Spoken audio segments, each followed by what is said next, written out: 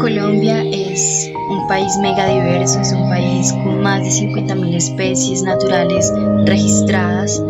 Es el segundo país más biodiverso del mundo y es el primero que tiene más biodiversidad por kilómetro cuadrado, por lo que es importante y fundamental para el equilibrio planetario conservar esta naturaleza, conocerla y aprovecharla sosteniblemente.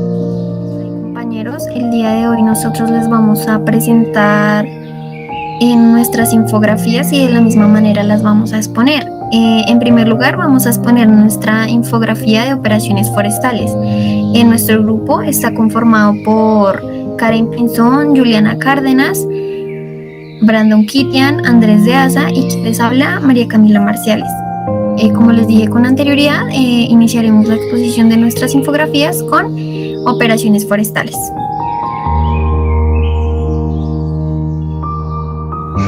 Bueno, como lo acaba de mencionar mi compañera, entonces las operaciones forestales se caracterizan por tener como prioridad planificación y aprovechamiento de los recursos naturales del país. Bueno, digamos que la razón de una operación forestal es pues garantizar la conservación y la restauración del medio ambiente, además pues de proteger su diversidad e integridad de los mismos medios que se deben conservar dentro de él. En especial pues las áreas de importancia ecológica, que son digamos de las que podemos proveer diferentes tipos de recursos, por así decirlo. Bueno, nosotros realizamos una línea del tiempo de operaciones forestales en donde recopilamos básicamente lo que ha sido el trayecto en lo que respecta a las leyes que ha rodeado las operaciones forestales en Colombia. Entonces, en primer lugar, tenemos la Constitución Política de Colombia de 1991, en donde se señala en los artículos 8, 58, 79 y 80 que es básicamente obligación del Estado y del pueblo proteger las riquezas naturales y las riquezas culturales también. Pues esto quiere decir que todos tienen la obligación de conservar, proteger y digamos que guardar la integridad como tal de las áreas de importancia ecológica. Bueno, entonces en la Constitución encontramos el decreto de ley 2811 de 1974, en el cual se encuentran los artículos 200, 223 y 240. El primero es el Código de Recursos Naturales Renovables y de Protección al Medio Ambiente. Este se dispone para proteger la flora silvestre y de esta manera pues tomar las medidas pertinentes si llegaba al caso esto no llegase a ocurrir. El artículo 23, después del mismo decreto de ley, señala que todo producto forestal primario que entre al territorio nacional, salga o se movilice dentro de él, debe estar amparado pues por el permiso que la ley otorga. De igual manera, el artículo 240 establece que la administración tendrá, entre otras facultades, la de ejercer el control sobre el comercio, la importación y la exportación de los productos forestales primarios del país. Por otro lado, pues tenemos la Ley 99.993, en donde comprendemos 3 artículos en donde se ve involucrado relacionado al Ministerio de Ambiente y Desarrollo Sostenible. Para el numeral 2 del artículo 5, tenemos que el Ministerio de Ambiente y Desarrollo Sostenible tiene como tal la obligación o tiene como función regular las condiciones generales para mantener un buen saneamiento del medio ambiente. En el numeral 14 del artículo 5, tenemos que pues el Ministerio de Ambiente también tiene como tal la función de definir y regular los instrumentos económicos y mecánicos con los que se va a intervenir pues el medio ambiente o la área ecológica de gran importancia para la prevención de los factores de deterioro ambiental de determinadas áreas. Y por último, en lo que respecta a lo que relaciona al Ministerio de Ambiente, tenemos que faculta al Ministerio en adoptar las medidas necesarias para asegurar la protección y la conservación e integridad de las diferentes especies de flora y fauna silvestre que existan en determinada área ecológica o en determinado ecosistema. Bueno, de igual forma, en la misma ley tenemos el artículo 23 y el artículo 31. El primero, pues dicta que las corporaciones autónomas regionales son los entes corporativos de carácter público encargados por la ley de administrar dentro del área de su jurisdicción el medio ambiente y los recursos naturales y renovables, y de esta manera pues pretende que mantener su desarrollo sostenible. El artículo 31 determina las funciones de las corporaciones autónomas regionales, como ya lo acaba de exponer mi compañera en los numerales 2 y 14. Bueno, tenemos también el decreto Ley 3570 del año 2011, en donde tenemos el artículo 1, que también relaciona el Ministerio de Ambiente y Desarrollo Sostenible, quien figura como rector de toda la gestión y manejo como tal del ambiente y de los recursos naturales renovables, es decir que ellos son los únicos como con las facultades de intervenir, gestionar o manejar todo lo que tenga que ver con el ambiente y los recursos naturales renovables que pues existen en determinada área o determinado ecosistema. Bueno, de igual forma tenemos el decreto 1076 de 2015, en el cual pues vamos a hacer más énfasis de acuerdo pues a las operaciones forestales que se dictan. En el primero pues encontramos el artículo 2.2.1.11.1 y punto 2, y el primero establece cuáles son las empresas que realizarán actividades de planeación, manejo y aprovechamiento, y de igual forma dispone pues la clasificación de estas empresas forestales. El segundo dicta cuáles son las actividades teniendo en cuenta las políticas de desarrollo sostenible que se ejecuten con objetivos específicos. Bueno, por otro lado, en el mismo decreto tenemos los artículos 2.2.1, punto 11.3 y punto 4 también, en donde en el punto 3 se hace mención a que las empresas de transformación de materia primaria de productos forestales, secundaria o de productos terminados que pues hayan como que industrializado, deben llevar un libro de operaciones en el que se contenga pues toda la información objetiva de lo que fue todo el proceso y digamos que la transformación de esa materia prima de los productos forestales.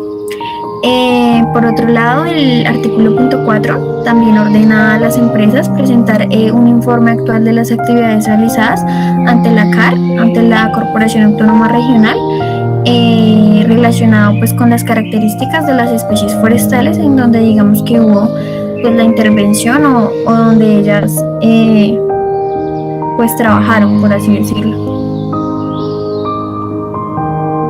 Bueno, último tenemos los artículos 2.2.1.1.11.5 y punto 6, los cuales pues imponen como obligación a las empresas de transformación y comercialización abstenerse de participar en conductas ilegales.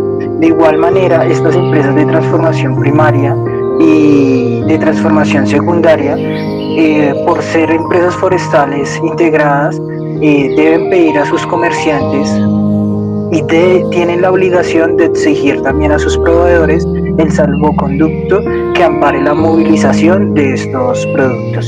Bueno, como lo habíamos explicado anteriormente, entonces nos vamos a centrar en el decreto 1076 de 2015, pues en el cual técnicamente establece cuáles son las empresas que realizan las actividades de planeación, manejo y aprovechamiento. De igualmente pues clasifica las actividades de estas empresas forestales pues de la siguiente manera. Bueno, en una primera instancia tenemos las empresas de aprovechamiento forestal, que son las que se dedican o las que tienen como función la extracción técnica de productos primarios de los bosques naturales o productos de flora y silvestre, o también pueden llegar a ser plantaciones forestales sin llegar a procesarlos de alguna manera o de industrializarlos, por así decirlo. Bueno, enseguida pues tenemos las empresas de plantación de bosques, y estas son las que se dedican al establecimiento y al manejo exclusivo pues de las plantaciones forestales. También tenemos las empresas de transformación primaria de productos forestales, que son aquellas que tienen como finalidad o como objetivo la transformación, tratamiento, conversión mecánica o química, partiendo de la troza y obteniendo productos forestales semitransformados. Entonces digamos que ellas van a centrarse como en ese tratamiento o transformación mecánica o química de los productos forestales extraídos. De igual manera, tenemos las empresas de transformación secundaria de productos forestales o de productos terminados. Estas son aquellas que tienen como objetivo y como propósito, pues a través de sus productos, realizar diferentes procesos o grados de elaboración. Y el mayor valor agregado se les dicta a estos productos, tales como lo son las molduras, los listones, las puertas y los muebles. También tenemos las empresas de comercialización forestal, que son las que están encargadas, las que tienen como finalidad la compra y venta de los productos forestales o pues también de la flora silvestre. Enseguida continuamos pues con las empresas de comercialización y transformación secundarias de productos forestales. Estas son establecimientos dedicados a la comercialización pues de estos productos forestales o de la flora silvestre y realizan actividades de aserrado, cepillado y corte sobre medidas.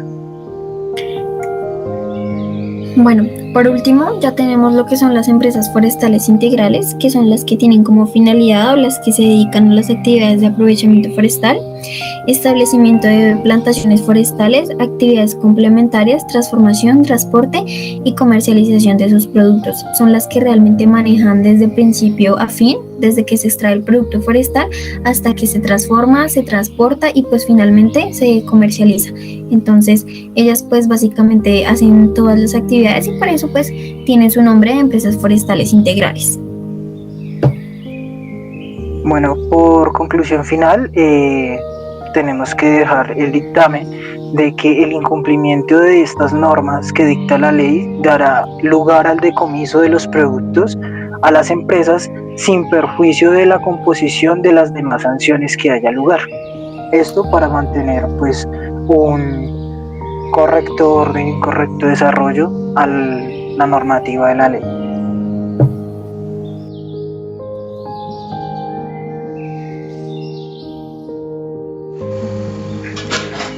¿Qué es un inventario forestal? Un inventario forestal es una operación estadística por el cual se recogen, se analizan y se resumen datos para posteriormente hacer estimaciones.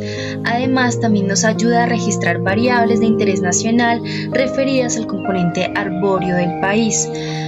Además, también el inventario forestal es un instrumento que nos brinda información sostenida, confiable y actualizada. ¿Para qué? Para generar políticas, proyectos e iniciativas para proteger los bosques y recuperar las áreas degradadas. Además, también nos ayuda a hacer un aprovechamiento sostenible del recurso natural. En resumen, ¿qué es el Inventario Forestal Nacional? El Inventario Forestal Nacional es un instrumento que nos ayuda a facilitar la información obtenida, concretarla, para posteriormente poder administrar estos recursos.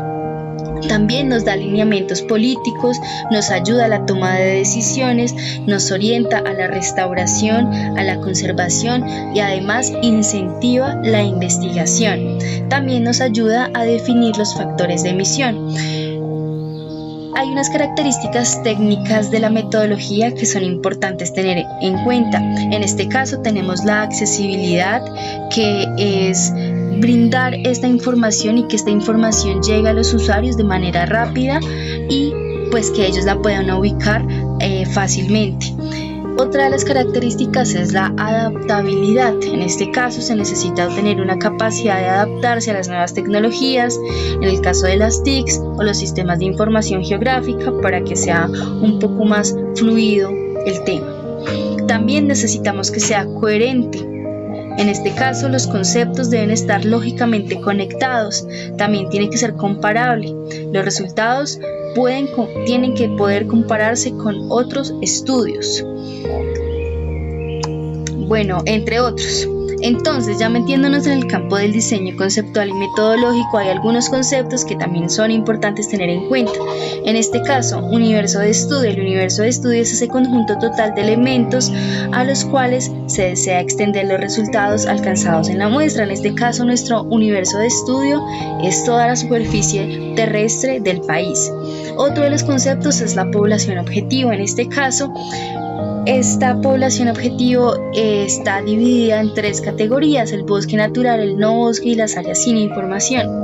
El bosque natural es aquel área en donde podemos encontrar árboles, palmas, de un dosel superior al 30%. Los no bosques, la categoría de no bosques significa que son áreas que no tienen suelos parecidos a los del bosque natural y podemos encontrar arbustales o herbazales, y pues están las áreas sin información.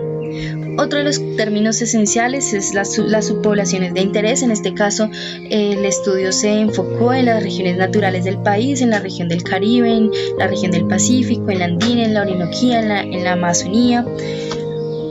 Otro concepto importante es la unidad de observación. La unidad de observación está dada por los tipos de unidades y por el tamaño de estos individuos. Entre ellas encontramos los brizales, los latizales, los fustales y los fustales grandes. Tenemos la unidad de análisis. La unidad de análisis ese es el conglomerado de la unidad de muestreo, y tenemos la cobertura geográfica, que en este caso son los 32 departamentos del país. Bueno, entonces también tenemos el periodo de referencia. El periodo de referencia establece el marco temporal sobre el cual se realizan las conclusiones del recurso forestal. Dependiendo del tiempo de este periodo de referencia, hay unas desventajas y unas ventajas. La literatura nos aconseja que el estudio sea entre 7 a 10 años, que es un tiempo estimado razonable para que una operación estadística de esta magnitud sea favorable.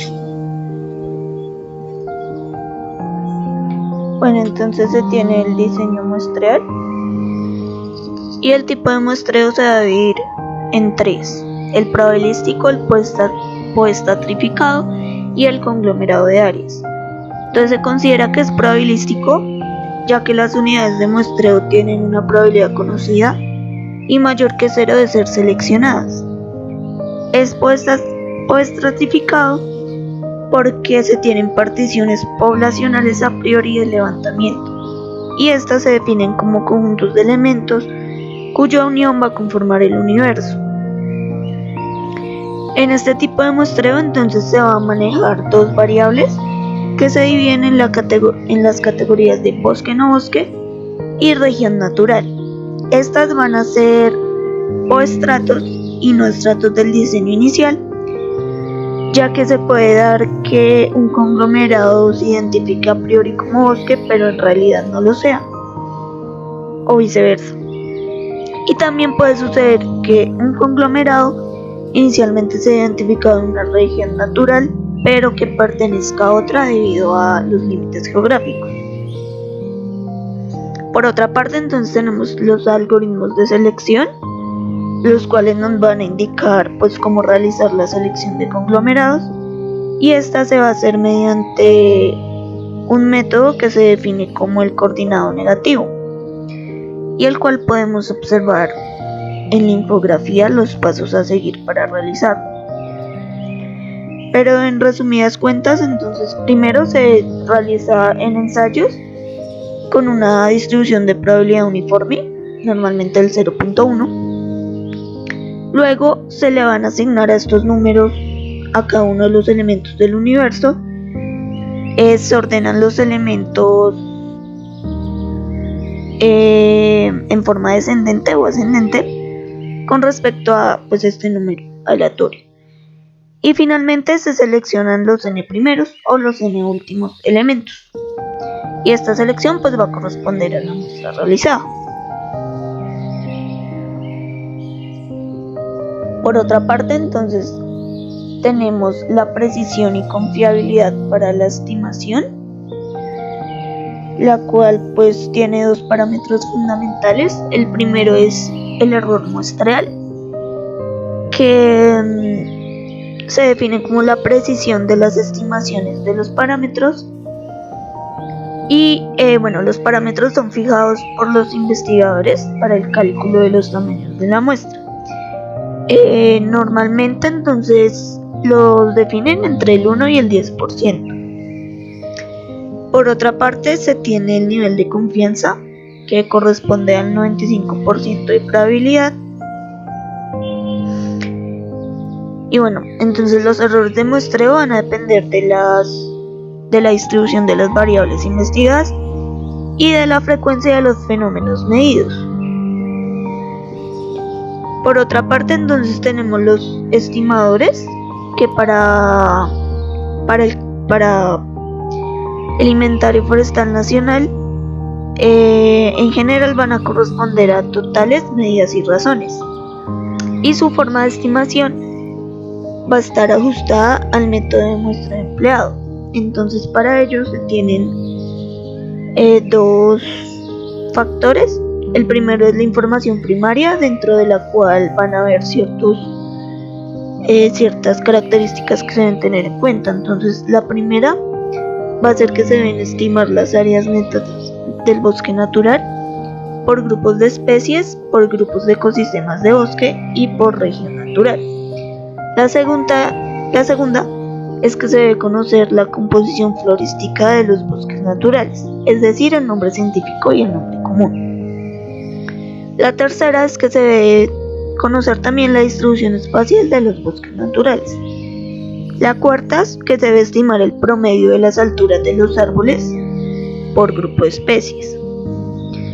La siguiente es que se debe cuantificar la condición, la calidad y los daños en el fuste de los árboles en su estado fustal. Y la última es que se deben caracterizar los diferentes usos con base en cada especie forestal.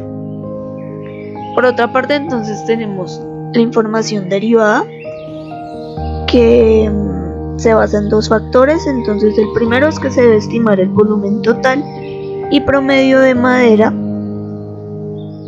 en pie por grupos de especies principales, tipo de bosque y región. Y la segunda es que se debe saber el total y el promedio de carbono y biomasa aérea. Por otra parte, entonces tenemos los factores de expansión, que van a estar definidos por estas dos ecuaciones que podemos observar, donde N1 va a ser el total de conglomerados del país y NL el tamaño de la muestra de conglomerados. Por otra parte, entonces se tiene la calibración,